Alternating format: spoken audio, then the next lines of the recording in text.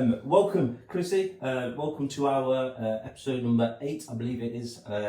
So, as promised, I have mentioned before, so there's going to be more of the Jericho family coming over, the Lived Recovery Foundation. We'll have more of the guys coming over at some point. But thank you, Chrissy, for coming over. Thanks for having me. Yeah, thanks for asking me. It's an honour. Yeah. Fantastic. It's like, 5 years later, from once upon a time, it was a dream, and now we're here. It seems like an alternate reality, doesn't it? Like, I remember you talking about this in treatment, doing all this, and it seems a bit of a pipe dream at the time, doesn't it? And then now looking at it, it's amazing, mate. It's unreal. Thank you, bro. Thank you. We always kind of had a vision for what we wanted when we left treatment, and one of my goals and hopes and dreams was this. So, thank you for being part of that journey. Thank you for being part of that. So, without further ado, I'm going to hand you over to Chrissy. Chrissy's going to share a little bit about his experience, strength and hope, and what he's been through, what brought him to treatment, some of the difficulties that he went through, how he overcome them, and where his life's at now, because you've got some amazing things coming up, but I'll leave you to share that. Over to you. Cheers, Shai. My name's Chris. I'm a recovering addict. I've been in recovery now for 5.5 years, coming up to pretty much almost to the day. What brought me to treatment 5.5 years ago? My life, everything was just crumbling. I first picked up when I was 19. I started using cocaine. It became a life. Weekend, it was just a sort of weekend thing, every weekend I'd pick up, I'd use, and I'd sort of function. I'd managed to go to work, I'd managed to sort of hold down my job, but then that wasn't enough, do you know what I mean? And then I wanted to stay up longer and longer and longer all the time. I didn't want to sort of ever the party to stop. It always felt horrible when the party was going to stop, and that horrible gut-wrenching feeling inside when it was time to go home and stuff like that, and then it was back to reality, and I knew reality wasn't far away. And then when I sort of hit my early 20s, I started to use amphetamines, and I started injecting amphetamines, and it was like, this is it, this is the thing, I love it. I absolutely like the feeling I got from it. I didn't always need to be around people. I could be on my own, I could be with people. It didn't really matter. Whereas when I was on the cocaine, I always felt I needed to be around people, and I sort of ended up hanging around with people who would stay up for as long as me, and it was like 5, 6, 7 days at a time. I dropped a lot of body weight. I wasn't eating. I'd go into work after being awake for 4 or 5 days, and I was just absolutely out of my mind. And it progressed and progressed and progressed. I lost jobs.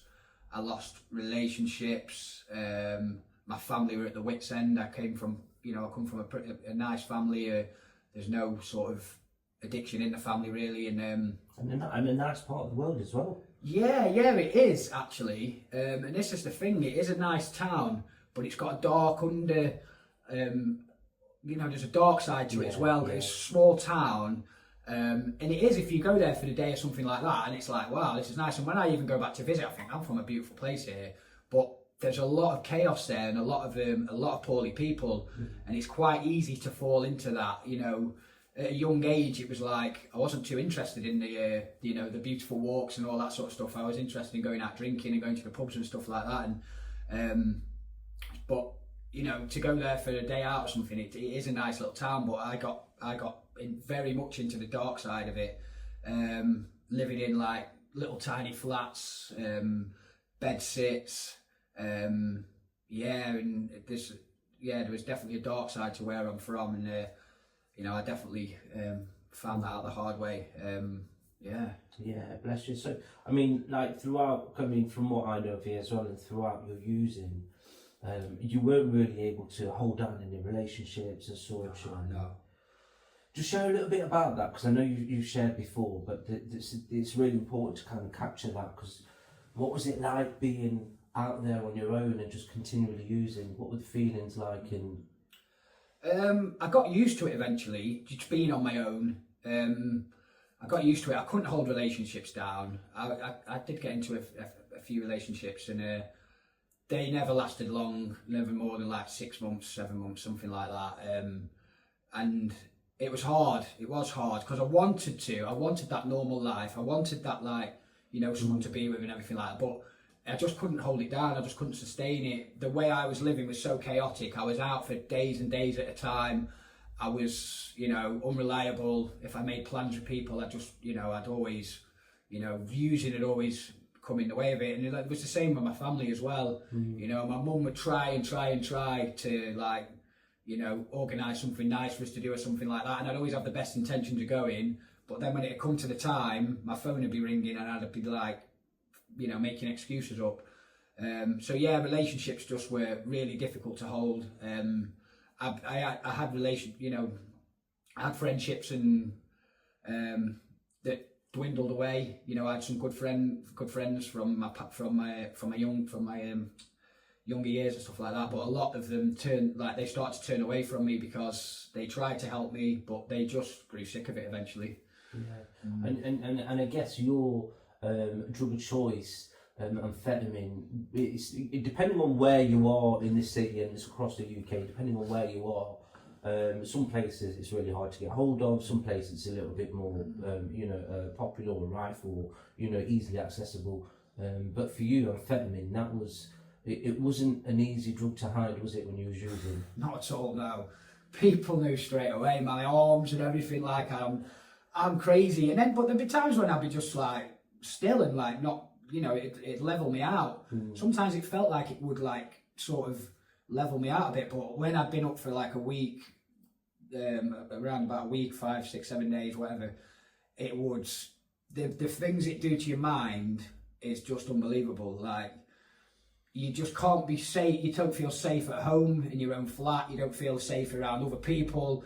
You know, you end up just doing really strange, bizarre things, like, you know, just really bizarre stuff, out in paranoia and psychosis. You know, you think everything's bugged, you think there's cameras. Yeah, it's just bizarre behaviour. And it's crazy. So for some of the guys that are watching that ain't too familiar with amphetamine, because not everybody chooses amphetamine. Not many people know much about it. And when you hear, I was up for 2-3 weeks. Yes. It doesn't quite compute, does it? No. I mean, most of my friends were all crack and heroin users, so I was around that as well. And I got heavily into the crack as well towards the end. And that gives you a similar sort of like level of psychosis, but it sort of wore off a lot quicker. And I was more happy to have as long as I got my amphetamine there as well. I'll smoke the crack as well, but like, yeah, for people out there that maybe don't understand amphetamine use as much, because obviously, like, in treatment, I think I was the only one who was like a full-on amphetamine user, and like, I did use with other people as well, and it was a big, you know, it was never hard to get hold of in my town. It was always like 24/7 I could get hold of it. Do you know what I mean? So it was never difficult for me to get hold of. But yeah, I often have like, you know, I often remember my past, you know, in the morning I often sit and remember it, and I just shudder to myself when I think about like the way that I was.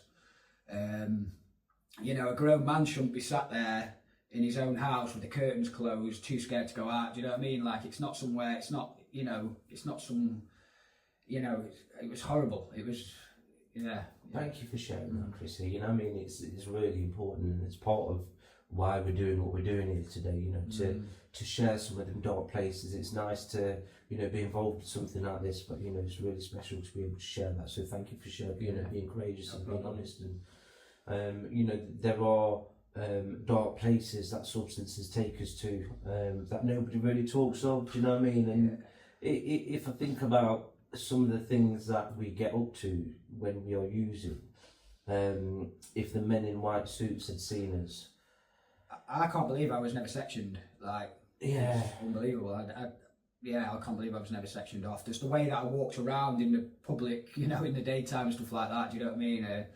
Yeah, it was crazy, really. Because there was a video of you trying to talk about that video a second, and just how you found out about it. Which one? There was a couple. Bless yeah, you. There was one where I was at the bank machine trying to get some. I didn't even have any money in my bank, and I knew I didn't have any money in my bank. But I put my card in because I was just wanting to just like get out the public eye for a second, and just like I felt like everybody was watching me. So I went to the cash machine to put my card in, and it was a library card.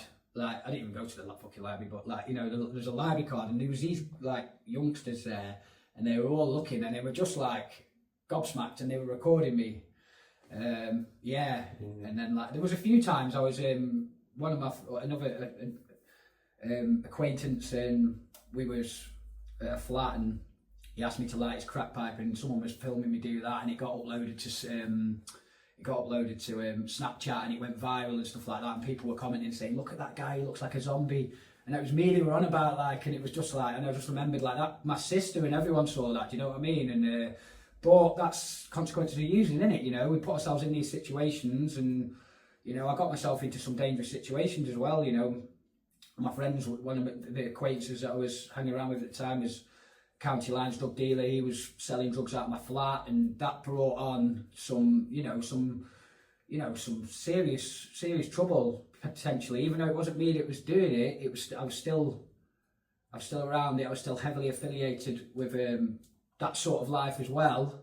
So yeah, just the danger that came with it all as well. You know, it's scary. You know, you see things on the news on a daily basis, don't you? Where you know how much that sort of stuff affects people's lives. We only usually hear about County Lines if you're either involved in it, in the middle of it, or from a service. But to have someone talk about it, thank you. Yeah, do you know what I mean? That's okay. Because it's being cuckooed as such. When your house is taken over, and you've got lads and you know from different areas, and in essence, you ain't got no control over that. No. And I did allow it to happen. Like, he was someone I used with a lot, and sort of like, he was like, oh, go on, just let us use your flat. Like, yeah, and in the end, I was just like, go on in, yeah, because he was sort of like, you know, let me smoke all the crack and everything like that, give me money. It wasn't one of them where I was sort of made to do it, and if like, I sort of felt like, you know, if I told him to go, you know, but it was still that fear of when I was there on my own of like, who's going to turn up and stuff like that, do you know what I mean? And there's rivals, you know, that are wanting to, you know, do you know what I mean? Just that, it's a dark world, mate. It really is. And when you're in psychosis from being awake for days on end, it's not a nice place to be. No. So there come a point where you said to yourself, or someone shared with you, there's an avenue out of this. Yeah. Share a little bit about that. So what happened? Oh, it's an amazing story, really. Like, it's unbelievable. It was 2020, COVID times, just sort of, it was quite new and everything. The lockdown had happened, like the first lockdown. And I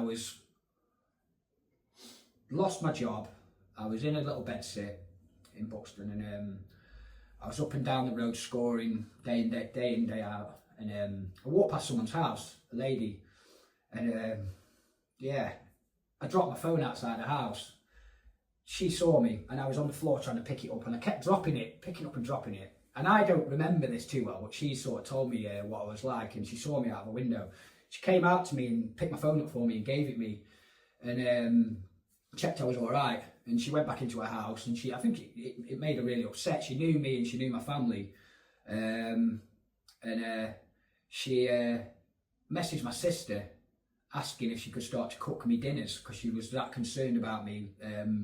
My body weight had dropped so much, I was so skinny, my complexion was grey, and she asked me if she could start cooking for me every day and giving me meals, because she owned a cafe, and she did every single day.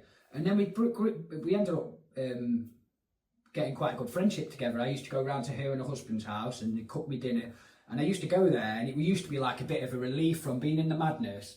I'd go and sit there in her house. It was she had a garden. It was like a serenity garden. It was really nice. I used to go sit there. I'd been up for a number of days, and she'd cook me a dinner, or they'd get me a Chinese takeaway or something like that. And I'd just sit and talk to her and her husband in the garden, sometimes I'd fall asleep there or whatever. And then she just put it into my ear about, why don't you go to Jericho?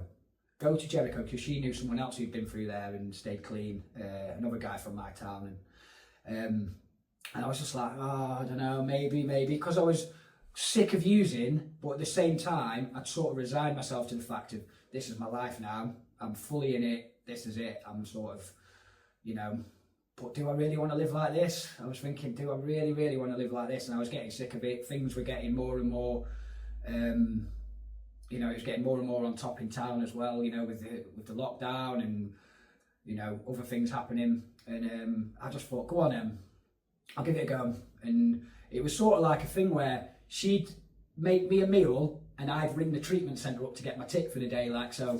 Yeah. And I rang up for 2 months straight, every day. Sometimes I'd ring up twice because I'd forgotten if I'd called or not. Yeah, and then I went in July 2020. And yeah, but when I think back to that moment of her seeing me like that, it's like something's made that happen, do you know what I mean? Like, it's like, you know, she's an angel, like, it's like it's come to save me. Yeah. Godly intervention. Yeah, that's what it feels like. Higher power, or you know, someone watching over you. It's amazing to have experienced what you did, and for somebody just to intervene. And in that moment, she probably thought, when she seen you dropping your phone, she probably thought, he looks like he needs some food. Yeah. And he's in trouble, and you know, she knew your family as well. And then from that, because I know you've shared loads about her, you know, we've all got that one person who was really pivotal in you getting into treatment, and I know she was that individual for you. So when you rocked up to treatment, there's some pictures we'll slot in somewhere. You know, you sent them us last night. When you rocked up to treatment, you slept for a week. Pretty much, yeah, long time, yeah. So that was that. So that was purely as a result of heavy amphetamine use. Yeah. So now that amphetamine use has stopped, and you just completely crashed, right? Yeah. And I remember the picture, even within the treatment centre. I know you hold it close to yourself for your own keepsake, and like you say, to remember where you come from. You was asleep on the sofa, skeletal. Yeah. You mean the one before I went into treatment? No, the one in. Oh, sorry. Yes. Yeah. That one. Yeah, skeletal. I mean, grey complexion. I was at my sister's house. That's right. That's the one. Yeah, that's right. My nephew's on the sofa next to me, and it's quite dark really, because my sister had me up at her house, and she cooked for me and everything like that, and but I fell asleep, and I do look like I look like a corpse sat there. Do you know what I mean? And it's dark, and I remember I had like pins in my socks and stuff like that, amphetamine in my pocket, and like I'm asleep on the sofa, and my little nephew's there. Do you know what I mean? And stuff like that. So it's like my using can affect others in that way. Do you know what I mean? But I'm not thinking about that at the time. No. And it, like when I look back at it now, it's, you know, it's dark. Yeah. Snapping into treatment. So you've slept for a week, just because you're so exhausted. Yeah, I've knackered. And how did you find treatment? I mean, for you, not that you was any different, but being an amphetamine user, like you say, you was the only amphetamine user in there. I walked in the door 3 weeks after you, so you know, I didn't really see. We was all one. There was camaraderie in the treatment centre. But was there anything different that you felt for yourself being an amphetamine user? Or was there anything that you found a little bit more difficult, or psychosis? Was there much of that lingering on for a little bit of time? Paranoia? Yeah, it stayed for a bit. I couldn't sit still for a long time. But I didn't really notice that because I was just that used to it. Yeah, I was that used to it, sitting in groups like that, like me. I didn't notice it, but when I look back at it, and I know people have told me about it, I was off my box, and it took me about 18 months or something, really, for my mind to properly calm down. For my body to to be able to sit still like I can now. Don't get me wrong, I can still get into that a little bit still now, where I'm a bit agitated that, but I didn't feel too different, because when I was in my using, the majority of the people that I associated with used crack and heroin or cocaine and everything, and I'd been around it all anyway, so I didn't feel much different. There were certain times when I'd hear stories and stuff like that, maybe didn't relate to him as much, but in general, I related to all the chaos that someone who used a different drug used than what I used. I remember hearing stories from other people and nodding along to everything. Do you know what I mean? Yeah, and exactly the same. And so I didn't feel too much different. I knew I was definitely. You needed to be I needed to be the right place. I guess we all had that as well. We'll come on to we'll do a COVID podcast at another time.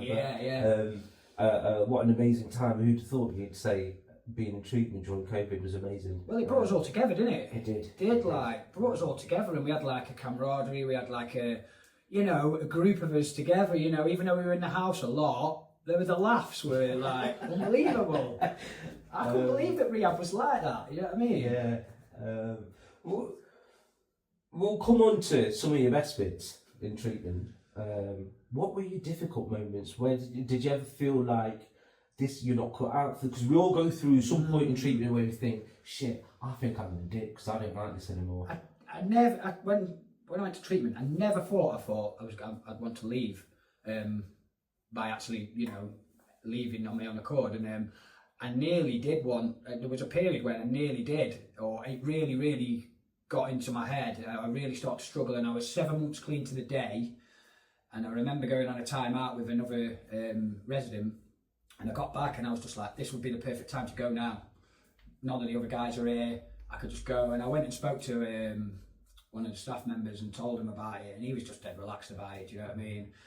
And the reality is I didn't really want to, but I was struggling in the house. I don't know, it just got on me. I had this crippling anxiety in my stomach for a really long time. Like it was like days and days and days, like just like this dis-ease, this discomfort. Don't exactly know what it was, but I just felt really like I wanted to go. And I'm glad I didn't. Yeah, and I guess going back to it, the spirit of the treatment centre, the staff and the residents is what kept us all there. Definitely, 100%. And them being through it themselves, the staff members, all the staff members of recovering addicts as well, all the volunteers were recovering addicts, and do you know what I mean? That's massive as well for me. Yeah.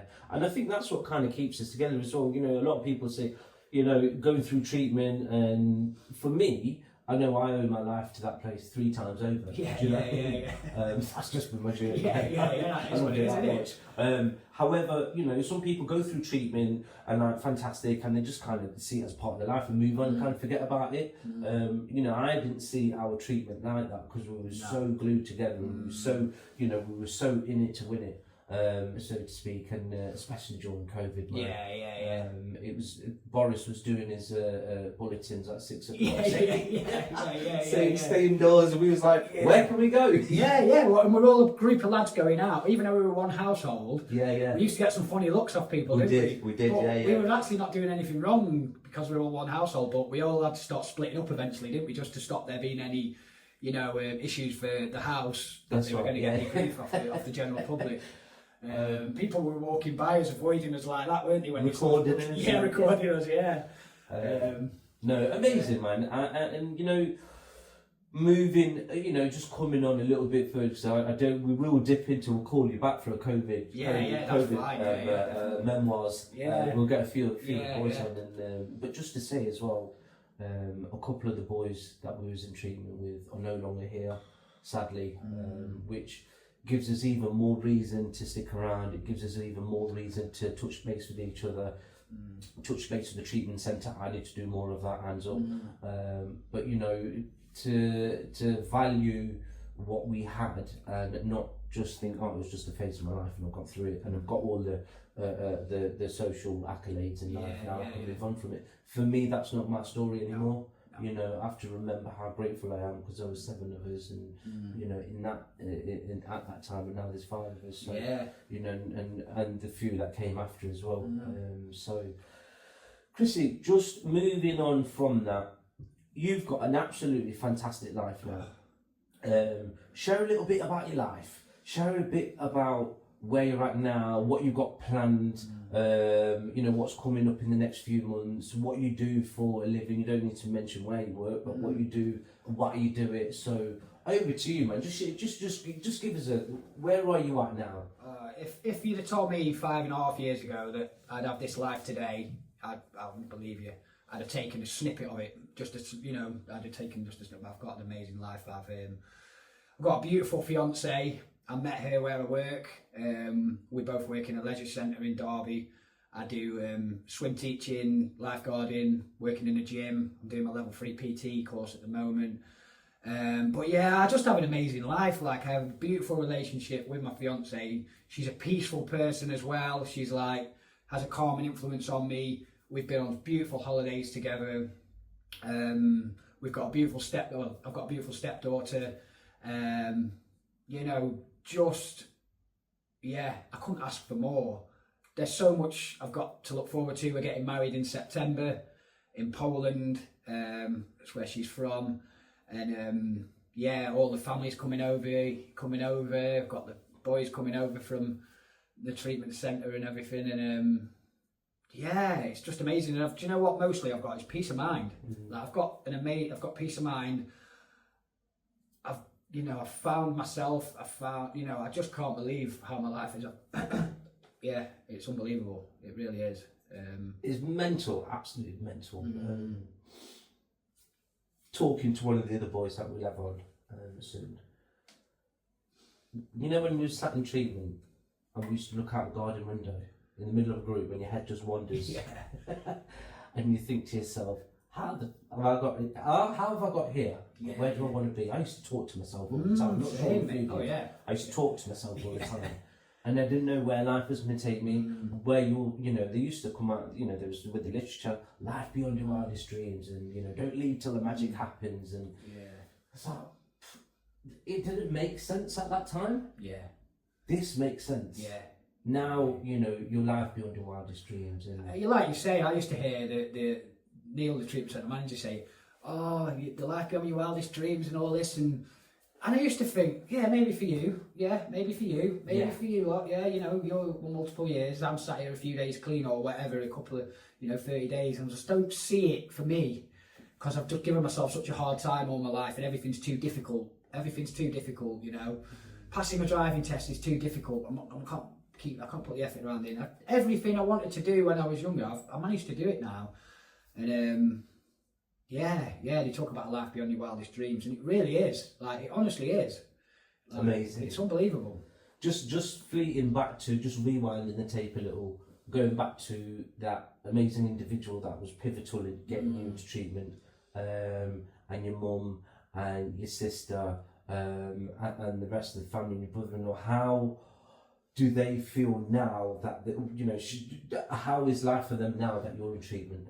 My mum's just over the moon. Like, she's just, she can go to bed at night and take for granted, and I want her to be able to take it for granted that she don't have to worry about me, do you know what I mean? That she can just enjoy going to bed at peace, because she told me that when she was laying in bed at night, she'd hear an ambulance go past or something, she'd always be worried that it's me. She was always expecting a knock at the door, the police, or, something's happened to me. So yeah, the effect it's had on my family and all my family, my sister, the amount of times I had my sister in tears over my using, like, so many, and just nieces and nephews, I go to my dad's, watch the football with him, and yeah, it just has a knock-on effect on everyone, doesn't it? Society in itself, in large as well, and everything, like, society and everybody has a knock-on effect on how, when we're clean, and the way we're living, Amazing. It's amazing. Yeah, it's unbelievable. Oh, absolutely amazing.